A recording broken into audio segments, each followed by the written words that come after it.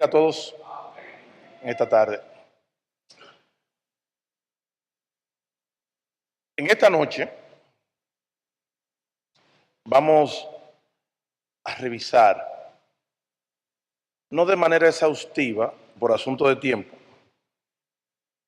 pero vamos a ver el mensaje a una de las iglesias en Apocalipsis. Resulta que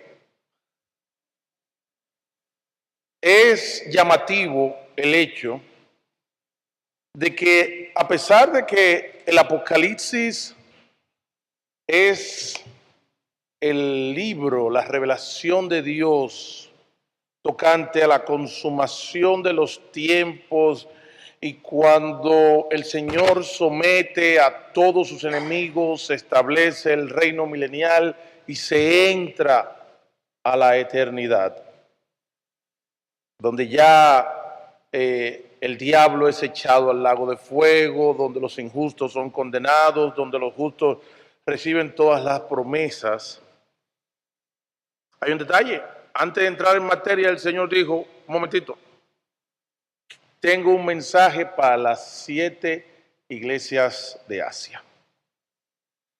Y estas iglesias son 7,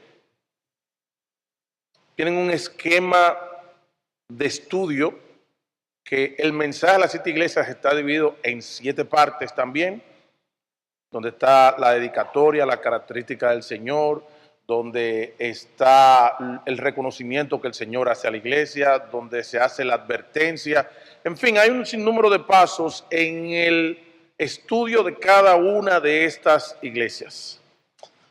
En la tarde de hoy vamos a estar viendo el mensaje del Señor a la iglesia en Tiatira. Eran 7 iglesias, la iglesia en Éfeso, la iglesia en Esmirna, Pérgamo, Tiatira, Sardis, Filadelfia y la Odisea. A todas estas iglesias el Señor les hace reconocimiento, advertencias y reclamos, a excepción de la iglesia en la Odisea y a la iglesia en Esmirna, donde Él no le tiene ningún reclamo que hacer, sino que le diga que sigan hacia adelante. Ojalá nosotros ser hallados como iglesia y como individuos en que el Señor nos diga, ve bien, buen siervo y fiel, como también lo hace en estas iglesias. Pero el mensaje de Tiatira es particular porque luce ser tan oportuno para la iglesia de este siglo. La palabra de Dios siempre es pertinente, pero yo me sorprendo cuando veo la escritura y digo, pero eso pareciera que fue escrito para mí en el día de hoy. Y este pasaje, cuando lo veamos, vamos a ver una situación que se está dando en la iglesia contemporánea que no es diferente a la iglesia de todos los tiempos. Algunos estudiosos dicen que estas 7 iglesias son la representación de la iglesia en general y en alguna medida vamos a encontrar apoyo para ello precisamente en esta misma carta. No nos vamos a meter en todos los detalles históricos, tamaño de la ciudad, ubicación geográfica, economía, ni nada de eso, sino que vamos a entrar directamente al mensaje. Pero antes vamos a orar. Señor, compadécete de nosotros y que este mensaje sea pertinente para tu iglesia. Como siempre te he dicho, Señor, úsame aún a pesar de mí. Y que estas palabras puedan ser oportunas no solo para mi alma, sino para el alma de todos los hermanos, los que están presentes y los que eventualmente tendrán acceso a esta predicación en esta noche. Da bendición, vida eterna, da coraje a tu iglesia y ayúdanos, Señor, a aborrecer las cosas que tú aborreces y amar las que tú amas. Señor, en este tiempo, danos coraje. En el nombre de Jesús. Amén. Apocalipsis 2, Apocalipsis capítulo 2, versículo 18. Es bien interesante que cuando estamos estudiando las 7 iglesias, Ya previamente hemos recibido la explicación de quiénes son los ángeles y quiénes son de que los 7 candeleros, quiénes son las 7 estrellas, quiénes son los 7 candeleros. Y en particular el ángel se nos habla o nos da la indicación de ser posiblemente el pastor o el liderazgo de la iglesia. Y dice el versículo 18, y escribe al ángel de la iglesia en Tiatira. Esta es la dedicatoria. El Hijo de Dios, esto es lo que se está escribiendo, el Hijo de Dios, el que tiene ojos como llama de fuego y pies semejantes a bronce bruñido, dice esto. Y este es el mensaje que viene de parte del Señor, donde el Hijo de Dios está siendo descrito de una forma como quien tiene todo el poder y toda la deidad. El hecho de que se le llame el Hijo de Dios es relevante por un tema de autoridad. Y una expresión muy común en todas las cartas es que el Señor dice, yo conozco tus obras. Y es un detalle importante porque el Señor no pasa por alto, Él reconoce el esfuerzo que estamos haciendo, Él conoce nuestra disposición, Él conoce las capacidades, Él conoce nuestra diligencia, Él conoce nuestra paciencia, Él conoce nuestro sufrir. Y de hecho, paciencia es una palabra que se usa con regularidad en el mensaje a estas iglesias, de manera que la situación que estaban viviendo estas iglesias es que estaban atravesando diferentes tipos de pruebas, porque la paciencia va asociado a algún tipo de adversidad. Y dice la palabra de Dios, yo conozco tus obras. Interesante, que la gente puede olvidar, los hermanos pueden olvidar, pueden pasar por alto, pero ¿saben quién? El que tiene el librito, el que está apuntando, ¿sabe lo que está diciendo de ti y de mí? Que Él conoce nuestras obras. Y esto es refrescante y nos debe servir de aliento sabiendo que el Señor conoce nuestras obras. Y dice aquí, yo conozco tus obras y amor y fe y servicio y paciencia. Es decir, es un conjunto de palabras que están expresando una dedicación, una entrega, una confianza en el Señor y también una capacidad de resistir y mantenerse en el camino de Dios a pesar de todas las circunstancias adversas que estaban viviendo cada uno en cada ciudad. Estas ciudades, algunas de ellas tenían una complicación moral muy alta. Tanto es así que en la iglesia anterior, en la iglesia en Pérgamo, el Señor llega a describir la ciudad de Pérgamo como donde estaba el mismo trono de Satanás. Y oigan, para que el Señor diga que ahí es que el diablo tiene su centro de operaciones, significa que es una ciudad que estaba extremadamente complicada en lo moral, en lo espiritual. Y en esta iglesia, en Tiatira, aunque no se nos dan esos detalles, pero nos habla de paciencia, la paciencia se ejerce en tiempos de dificultad. Y que tus obras postreras son más que las primeras. Cuando nosotros vemos la trayectoria de los creyentes, de las iglesias, la característica normal es que la gente empieza con mucho ánimo y en el tiempo que hace decae. Y tú ves que lanzamos algún tipo de iniciativa, vamos a tener reuniones de oración, vamos a ayunar, vamos a estudio bíblico, vamos a salir a evangelizar. Al principio llegan 50, en la próxima semana 25, en la próxima van bajando, eventualmente solo queda el pastor o los que están al frente de esta iniciativa, hasta que eventualmente el tiempo lo consume. ¿Y qué pasó de aquella bella actividad, de aquel ministerio, de toda esta dedicación? No, en el tiempo fueron desapareciendo. Pero esta iglesia rompe el molde y ellos estaban en un crecimiento constante. Ellos habían ido progresando en su servicio al Señor, y en vez de ellos menguar o desanimarse, al contrario, ellos estaban en un crecimiento continuo. Hasta ahí está fantástico todo lo que estamos leyendo. Y el versículo 20 empieza con la famosa palabrita. ¿Cómo empieza?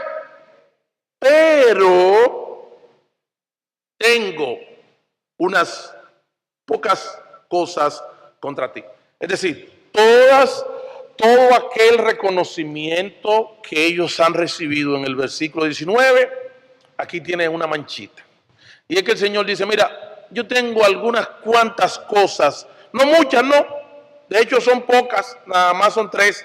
Tengo 3 cosas contra ti. Una, que toleras a esa mujer que se llama Jezabel, que la característica que tiene es que se dice ser profetisa. Ella misma se coloca en la posición de profetisa como quien recibe palabra directa del Señor para comunicarlo al pueblo de Dios, que además enseña y que se dice profetiza y enseñe y seduzca a mis siervos a hacer cosas abominables, tal como el comer cosas sacrificadas a los ídolos y a fornicar.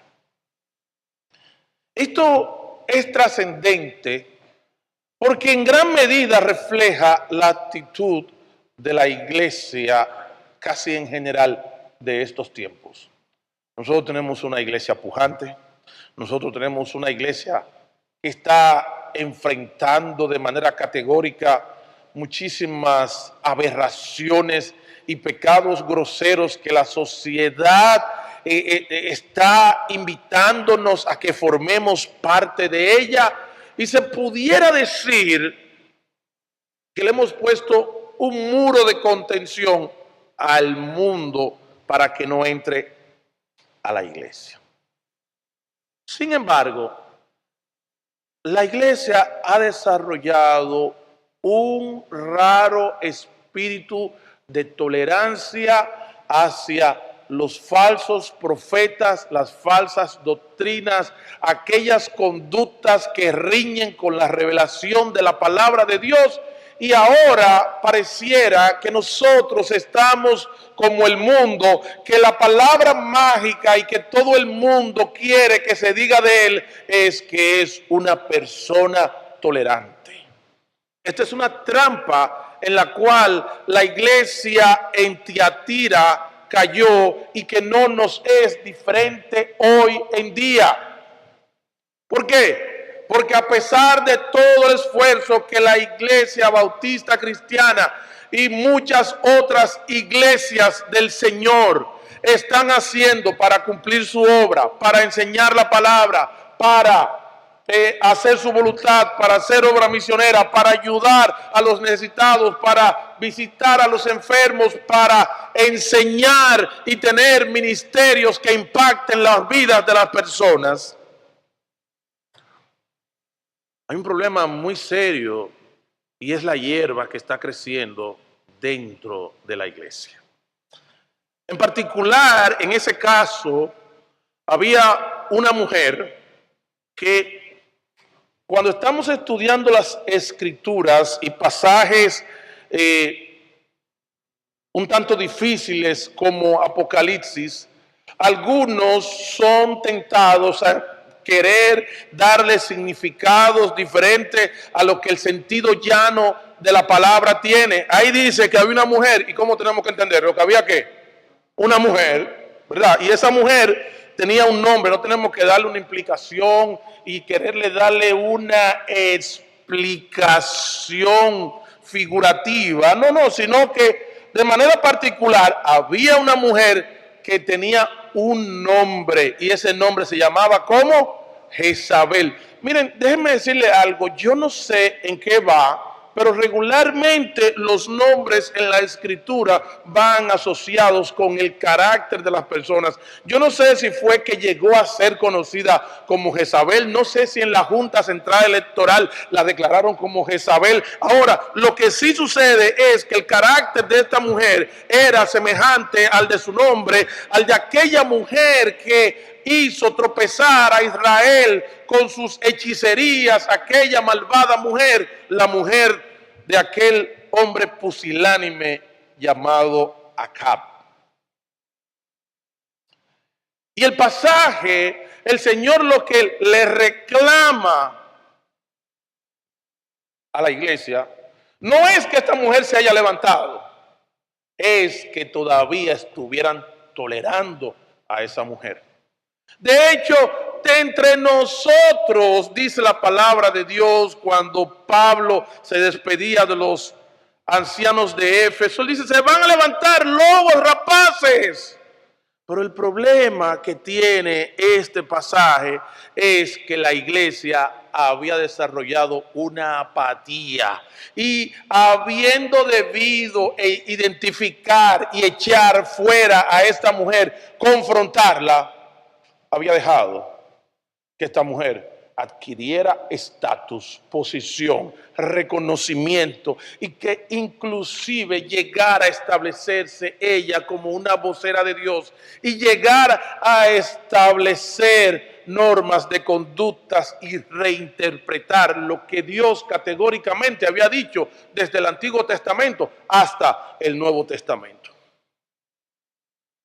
Ustedes se han dado cuenta que la iglesia de hoy en mucho se caracteriza por tener una posición fuerte para con los de afuera, pero una posición muy débil para con los pecados y las desviaciones que se dan desde dentro de la iglesia.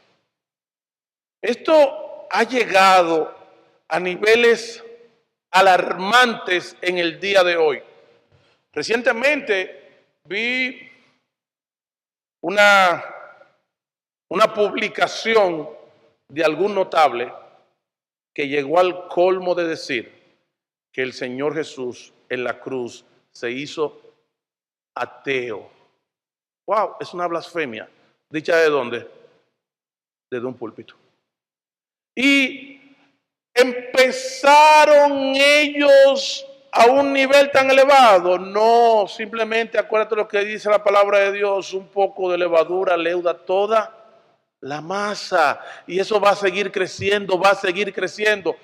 ¿Tú crees que Jezabel llegó con su título y a decir yo soy la que más manda y yo soy la que voy a decir cómo son las cosas? Aquí no, simplemente la iglesia fue indiferente a la enseñanza y a la conducta de esta mujer.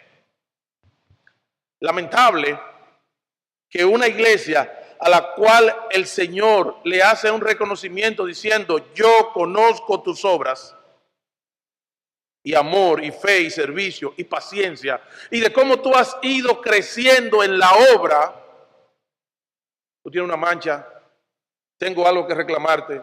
Y ni siquiera es un problema que tú tienes tú como individuo, es la apatía que tú tienes para lo que está pasando en tu entorno. Y nosotros nos damos cuenta que el gran peligro de la iglesia de Jesucristo en este día no son necesariamente esas corrientes que nos llaman desde afuera, son las herejías destructoras que se están dando dentro de la iglesia. Y entonces cuando alguno toma una decisión firme, le dicen, no, porque ese es un cristiano RT. ¿Ustedes lo conocen ese término? Un tipo que a rajatabla. Ay, es un bautista como cuadrado, un tipo difícil. Ok. Recientemente me enteré que yo estoy dentro de la categoría de los más extremistas en República Dominicana. Que me digan dónde pasar a buscar mi premio. Que lo acepto con... Exactamente. ¿Y qué está pasando con la iglesia de Dios? La iglesia de Jesucristo va a permitir que esta mancha siga siendo un tropiezo en su vida por ser indiferente a las cosas que el Señor aborrece. Esta mujer que se dice profetisa, que era una vocera, que recibía mensaje directamente de Dios, no solamente venía con una serie de falsas revelaciones para ostentar el título de profetisa, sino que ella había desarrollado, adquirido y algunos le habían reconocido la posición de maestra. Ahora era ella quien decía cómo reinterpretar la doctrina o lo que Dios había dicho a través de su palabra. Y estudiando algunas de estas cartas en Apocalipsis, cuando tengan tiempo, hagan una comparación con Santiago para que ustedes vean cuántos paralelos hay relacionados con Santiago.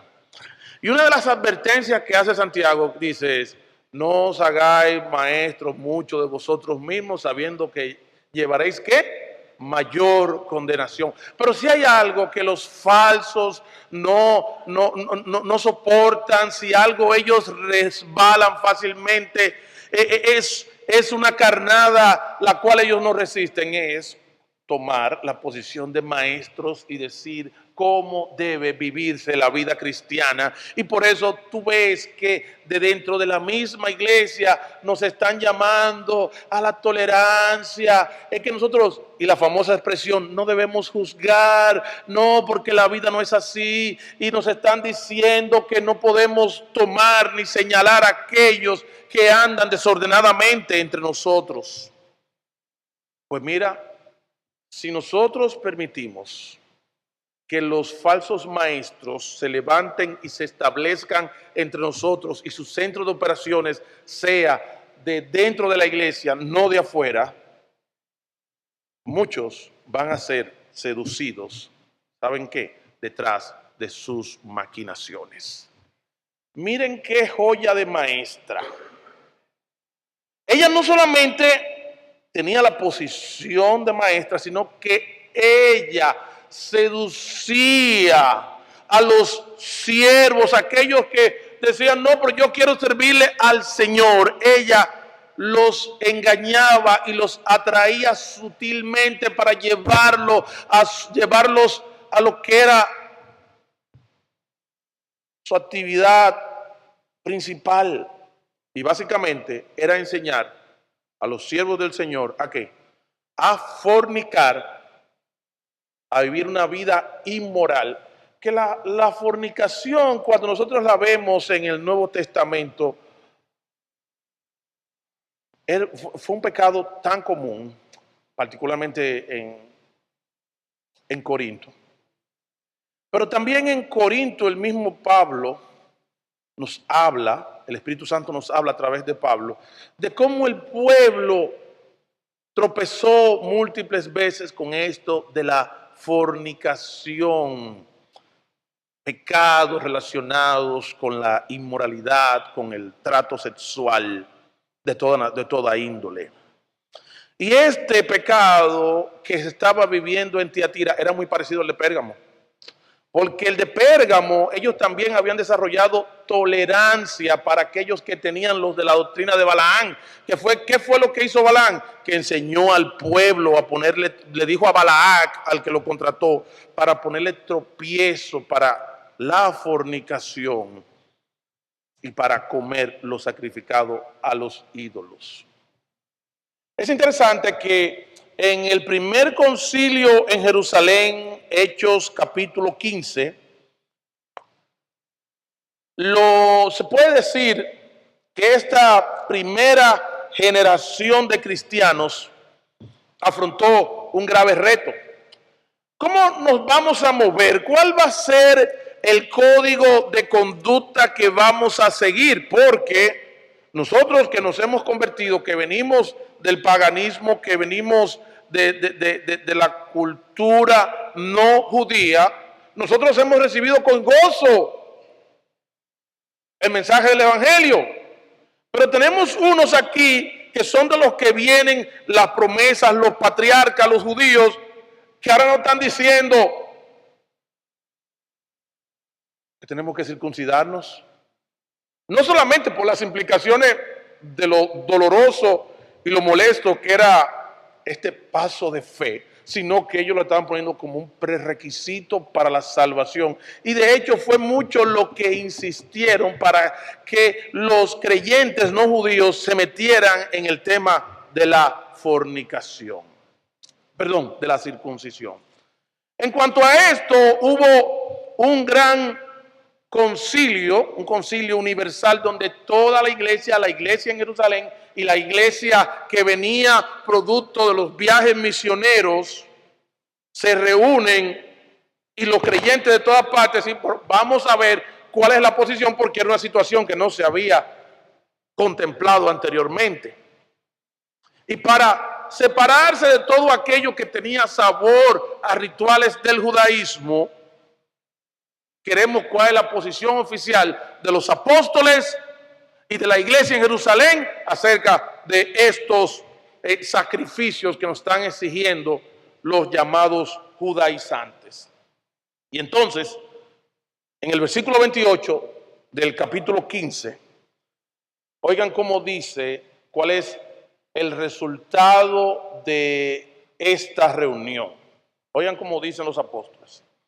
Porque ha parecido bien al Espíritu Santo y a nosotros no imponeros ninguna carga más que estas cosas necesarias. Una carga más era el tipo de tela que usaban, cómo mataban los animales, cómo era la dieta, que si podían comer tal tipo de animal o no. Todo ese tipo de cosas, esos dicen, no le vamos a poner ese tipo de cargas. Solamente aquellas que son las necesarias para la vida saludable de la iglesia. ¿Cuáles eran? Versículo 29. Que os abstengáis de lo sacrificado a ídolos, de sangre, de ahogado y de fornicación, de las cuales cosas, si os guardareis, bien haréis. Después de ahí, ¿qué? Pasadlo bien. Aquí tenemos un mandamiento explícito, ratificado por el Espíritu Santo en el concilio en Jerusalén. Sin embargo, aquí tenemos a esta profetisa diciendo, no, oiga, como esto se pone bueno, ni siquiera era un tema de necesidad, era un tema voluntario de ¿qué? De comer lo sacrificado a los ídolos. En alguna medida, Pablo tocó este tema en Primera a los Corintios, cuando él dice, ¿y qué acerca de los sacrificados a los ídolos? Él dice, mira, sabemos, como dicen algunos, que un ídolo nada es en el mundo, pero yo, dice, si con eso voy a hacer tropezar a mi hermano, dice, no comeré carne, ¿cuándo? Jamás en mi vida. Si la única forma de yo conseguir carne a buen precio en un especial es después que ha habido un festival o una fiesta patronal, ese tipo de carne que fue dedicada a los ídolos, dice, no, esa yo no me la comeré jamás. Aún a pesar de que, como dicen los intelectuales de la época, un ídolo nada es en el mundo. Pero él dice, si eso me va a traer problemas, si voy a hacer tropezar a mi hermano, no comeré carne jamás. Pero esta mujer, parte de su actividad, de su enseñanza, había venido a hacer en que la gente voluntariamente participara de actos de fornicación, de inmoralidad sexual y de comer cosas sacrificadas a los ídolos. Versículo 21. Todo parece indicar en el texto y por la trayectoria que esta mujer era una falsa, que se había enquistado dentro de la iglesia. La habían dejado florecer y ella hoy jugaba un papel importante dentro de la vida de la iglesia. Y le he dado tiempo para que se arrepienta, dice el Señor. Oye, el Señor en su misericordia y en su gracia no destruye al impío ni al pecador. Él tolera durante un tiempo este tipo de conducta para ver si la persona se arrepiente. Pero ¿saben qué? ¿Qué dice el versículo? La otra parte del versículo. Pero ella ¿qué? Ella no quiere. No hay quien le hable de arrepentirse de eso. Ella dice, así es que yo soy y así es que van a seguir las cosas en la adelante. Yo no voy a cambiar mi estilo de vida, yo no voy a cambiar mi enseñanza, yo no voy a cambiar a lo que yo estoy incitando a las personas. No hay quien me haga cambiar. ¿Qué dice el Señor? Bueno, pues como ella no se arrepiente, y esto es un detalle muy interesante, hay muchas personas que viven dentro de la vida de la iglesia sin todavía haber venido al arrepentimiento, y el Señor está dando tiempo a aquellos que tienen doble vida y a aquellos que tienen profesiones de fe falsa para que vengan y eventualmente se arrepientan y vengan a salvación. Pero como eso no sucedía en el caso de ella, ¿qué dice el Señor? Ah, no, pero yo voy a tener que resolver. ¿Y qué dice el versículo 22? He aquí, yo la arrojo ¿cómo? ¿En dónde la arrojo? En cama. ¿Qué significa eso? Que le iba a dar sueño. Que ella iba a estar cuajada. Que ella se iba a levantar tarde viendo televisión. No. No solamente la arrojaba en cama con algún tipo de enfermedad, sino que también a los que practicaban la vida inmoral junto con ella, los entregaba ¿a qué? A gran tribulación. Para ella venía algo en particular, un juicio por medio de una enfermedad en cama, y la otra es para todo ese sistema que vive y se aprovecha de dentro de la iglesia. Y nosotros podemos ver que realmente no son pocos los que se aprovechan y viven chupando sangre dentro de la iglesia. Recientemente nosotros vemos cómo algunos hacen ostentación y había uno en estos días que estaba manipulando a las personas porque decían que querían que la gente cooperara para ellos comprar un jet privado. ¿De cuánto? ¿De cuánto? 65 millones de dólares. ¡Wow! Y mira, cualquiera quiere estar pegado con eso. En vez de ir al ceibo donde se está pasando necesidad, cualquiera quiere estar pegado de eso que son los que mueven la economía. ¿Y saben qué? Tanto a esos falsos maestros como a los que se aprovechan y conviven y participan de este tipo de cosas, dice la Biblia, que el Señor mandaría a Jezabel a un estado de postración en cama y en gran tribulación a los que con ella que adulteran si no se arrepienten de qué, de las obras de ella. Mira, hay un detalle muy interesante y es que cuando nosotros somos indiferentes a una vida desordenada dentro de la iglesia, eso no se va a quedar ahí. Eso va a pasar a otros niveles y eventualmente se va a convertir en una enseñanza. Y muchos que van a decir, ¿qué es lo que dice Eclesiastés? Que como no se ejecuta juicio sobre la mala obra, el corazón de los hijos de los hombres siempre va a estar dispuesto ¿a qué? A hacer el mal. Y mucha gente va a imitarlo y muchos van a decir, ah, sí, pero mira, es que tú no tienes que ser tan radical porque si te lleva de acuérdate, no, mira, no, la vida tiene que llevarla al paso, disfruta de esto, tu juventud y particularmente nuestros jóvenes están siendo muy tentados a vivir una vida promiscua, a vivir una vida de fornicación y de pecado. Y fíjate que aunque hubo una iniciativa de una ONG importante defendiendo o promoviendo la vida inmoral, eso no tuvo tanto calado dentro de la iglesia. Pero cuando se levanta alguien dentro de la iglesia y dice, no, mira, es que la vida no se puede llevar así tan estricta. Tú te buscas a tu noviecita aquí mismo en la iglesia para que no te busques problemas con las mujeres del mundo. Y ustedes pasan sus fines de semana juntos y conviven y ese tipo de cosas porque no hay que llevarlo, tú sabes, a un nivel tan radical.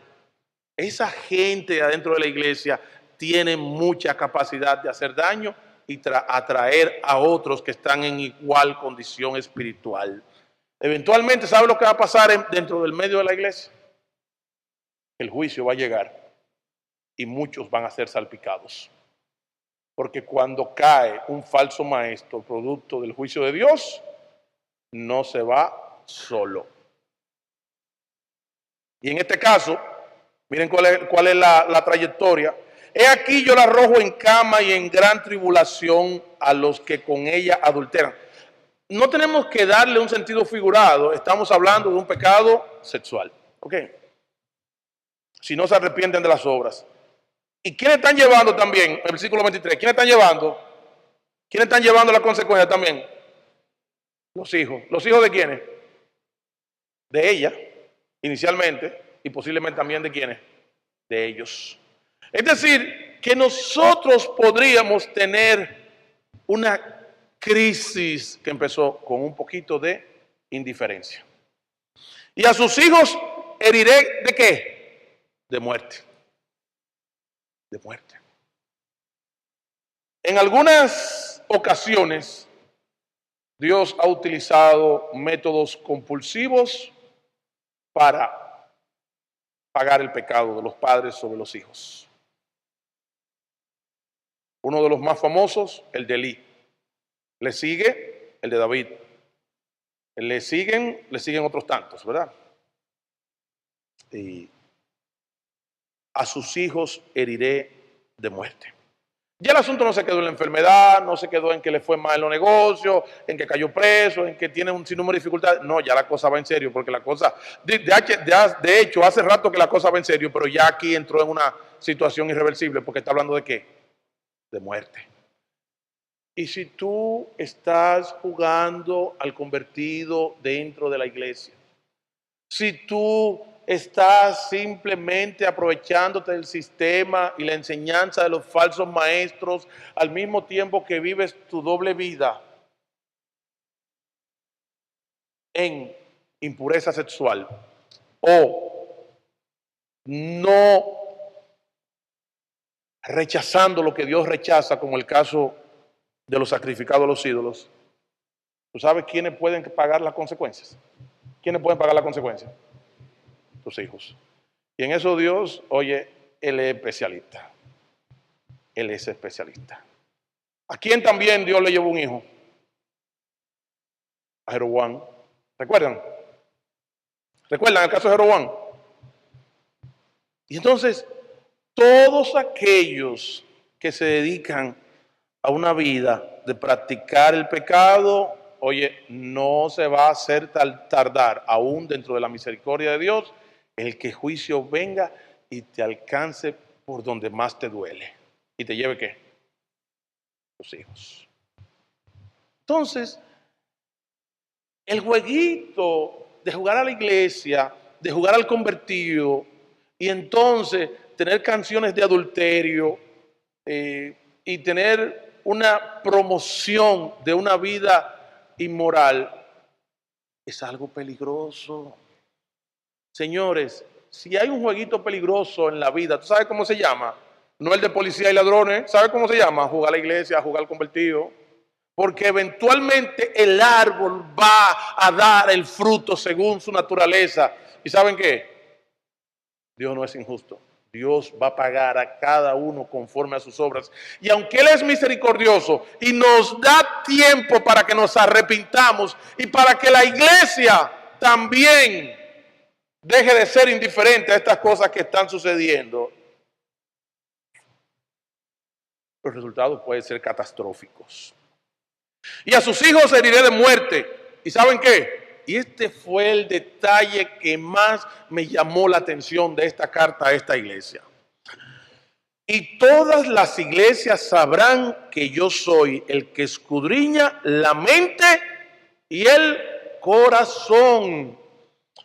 Te cuento que hay veces que en las iglesias pasan cosas que uno dice, oye, pero ¿y por qué pasó tal tragedia? ¿O por qué pasó esto? O cuando vemos que Dios derrumba y echa por el suelo a alguien que tiene una vida inmoral aquí, como en el pasaje, lo saca a la luz y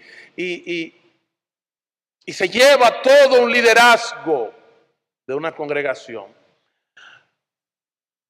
Esto no solamente ocurre para sanar, para purificar la iglesia local, sino que tiene un alcance en la iglesia universal. Nosotros hemos desarrollado la filosofía de que los trapos sucios se lavan en casa, pero no es lo que dice el pasaje. El pasaje dice que el juicio que Dios iba a hacer con los falsos y con los pecadores impenitentes que habían en la iglesia de Tiatira, iba a tener una repercusión tan grande que todas las iglesias iban a reconocer que Jesús, que el Señor, es el que escudriña la mente y el corazón. ¿Qué es lo que pasa?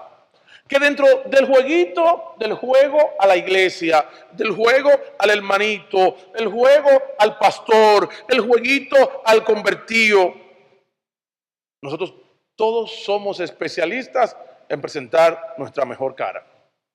Cuando yo voy a ser fotografiado, ¿qué yo hago? Inmediatamente sumo, me arreglo la camisa, me peino, me quito el brillo y presento mi mejor cara. En eso todos somos especialistas.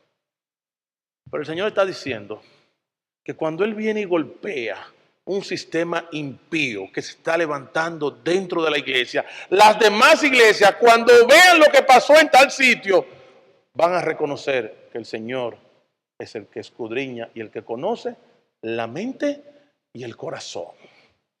Entonces, como diría un predicador por ahí, quizás en la silla por ahí hay alguien sentado que tiene un trompo embollado con una doble vida, pero que vino peinadito con su corbatica y que nos falta la prédica. Mira, oye lo que dice aquí. El Señor es el que escudriña la mente y el corazón. ¿Y el Señor conoce qué? Tus obras. De hecho, en la descripción que se hace del Señor en cada mensaje a cada iglesia, hay unas características que son particulares a la necesidad de la iglesia. Y aquí está diciendo que los ojos del Señor son como llama de fuego. Él puede penetrar, Él puede ver lo que está pasando en tu alma. ¿Y saben qué?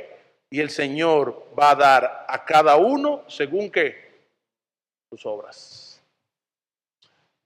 Y esto puede ser una advertencia general, pero está dirigido mayormente a quienes, a los que están viviendo una vida de desorden, de inmoralidad, de fraude, de mentira, de apariencia. De los que de dentro de la iglesia forman parte y se aprovechan de un sistema corrupto, perdido, impío. Como vemos hoy en día que son iglesias o son negocios. Anteriormente decir soy cristiano o soy pastor era tenido en alta estima. Pero hoy en día hay que decirlo con cuidado. Hay que decirlo con cuidado porque ya hemos caído en el descrédito. Y el Señor conoce y escudriña la mente y el corazón. Ustedes me están viendo a mí, yo lo estoy viendo a ustedes, estamos compartiendo la palabra de Dios. Algunos pueden tener su mente en su aparatico, otros estarán pensando cuándo se hará acabar este hombre. Yo mismo estaré diciendo estoy loco por acabar. Pero el Señor conoce lo que hay en tu mente y en tu corazón. Y Él nos va a dar a cada uno conforme a qué? A nuestras obras. Señores, miren, dejen el jueguito a la iglesia. No jueguen a la iglesia, no jueguen al convertido, que es muy peligroso. Aprovecha y arrepiéntete y toma esta noche como una oportunidad más que Dios te está dando. ¿Sabe para qué? Para que abandonemos la doble vida. Porque el Señor conoce tus obras y escudriña la mente y el corazón. Fíjense que este pasaje, esta advertencia está dirigido para los que tienen ese problema. Versículo 24. Pero a vosotros y a los demás que están en Tiatira, es decir, no todos estaban contaminados. Pero acuérdate, la gangrena camina. Pero a vosotros y a los que están en Tiatira, a cuantos no tienen esa doctrina. ¿Cuál doctrina? La doctrina de indiferencia, la doctrina de la mundanalidad, la doctrina de disfrutar las cosas que el Señor repudia, de tener vidas y promover vidas inmorales. Impresionante. Intérpretes y compositores de música inmunda, de música que habla de adulterio, son cristianos. ¿Qué te parece? Pero a los que no tienen ese tipo de doctrina, a los que no se han permeado con esto que está surgiendo de dentro de la iglesia. El problema no está con los bachateros del mundo, el problema está con los bachateros cristianos. Y no ni siquiera por la bachata, por el mensaje.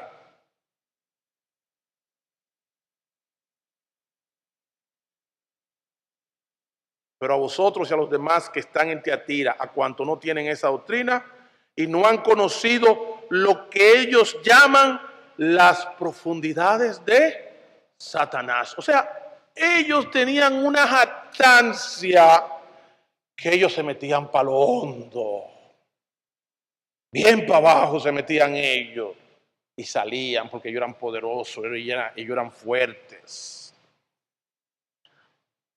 Pero a todos aquellos que están viviendo vidas tratando de agradarle al Señor, que no han asimilado esa enseñanza mundana y perversa, que no han comprado ese mensaje de indiferencia y de falsa tolerancia y de supuesto amor que demandan tantas veces, el Señor dice, no les voy a imponer ninguna otra carga. Que esta sea una noche en que el Señor nos dé arrepentimiento individual y como iglesia. No para desarrollar una cacería de brujas y ahora estar buscando la falsa enseñanza y la fornicación en el ojo ajeno, sino que tengamos la disposición de, como dice la palabra, desarrollar un espíritu restaurador y de disciplina bíblica para aquellos que se desvían. Pero el ser indiferente, cuando viene surgiendo falsa doctrina, el ser indiferente para cuando vienen prácticas inmorales aupadas por algunos de dentro de la iglesia, ahí no podemos ser tolerantes. Dios nos ha dado, y de manera llamativa, la primera vez que se menciona la iglesia en el Nuevo Testamento, en el libro de Mateo, tiene que ver con la disciplina en la iglesia. Es decir, que nosotros tenemos una gran responsabilidad y que el Señor no permita que cuando el Señor valore esta iglesia, diga, no, porque la iglesia IBC es muy buena, pero ese pero tenemos que prestarle atención. Porque ese pero es lo que va a traer un golpe muy fuerte dentro de la iglesia. Y nosotros, la gente vive buscando quien le hable lo que quiere oír. Por eso tenemos maestros de la prosperidad, tenemos megadiva cristiana, tenemos magos de la finanza cristianos, tenemos tantas cosas que dicen ser cristianos, pero que no van de acuerdo a la enseñanza de la palabra de Dios. Pero lo que tenéis, retenedlo hasta que yo venga. Esta amonestación, el Señor la está dando para personas muy particulares que la necesitan dentro de la iglesia. ¿Quiénes son? No, a mí no me miren que yo no sé. Pero el Señor posiblemente me la esté enviando a mí y le esté enviando con nombre a cada uno de ustedes. Pero lo que tenéis que retenerlo hasta que yo venga. Al que venciere y guardare mis obras hasta el fin. Acuérdense que una de las debilidades que nosotros tenemos es que arrancamos con mucho brío y al tiempo que hacemos. Una vez yo participé en un rally. No necesitamos entrar en tema de calendario. El asunto es que yo iba ahí atrás de la ambulancia y al ratico dije, ¿pero qué es lo que yo hago cogiendo lucha? Me subí a la ambulancia, pasé cuento. que era mi verdadera especialidad. Y muchas veces nosotros empezamos con mucho brío y en el tiempo aflojamos y después decimos, pero acá yo estoy volviendo loco. Yo no soy Félix Sánchez para estar corriendo. Y abandonamos las obras del Señor. Que el Señor nos dé permanencia. Que el Señor nos dé arrepentimiento oportuno. Que nos dé convicción de que el Señor está viendo que nuestra mente y nuestro corazón, yo no, a mí no me corresponde eso. Y ya ustedes saben cómo el pastor Pedro. El Señor conoce la mente y el corazón de cada uno de nosotros. Y el que más me preocupa a mí, ¿saben qué? Conoce el mío, pero también conoce el tuyo. Que el Señor les bendiga y que el Señor limpie su iglesia, traiga bendición y vida eterna. Y a los que estamos jugando al hermanito, al convertido y al pastorcito, que nos dé arrepentimiento antes de que Él venga con su sistema compulsivo. El Señor sea con ustedes.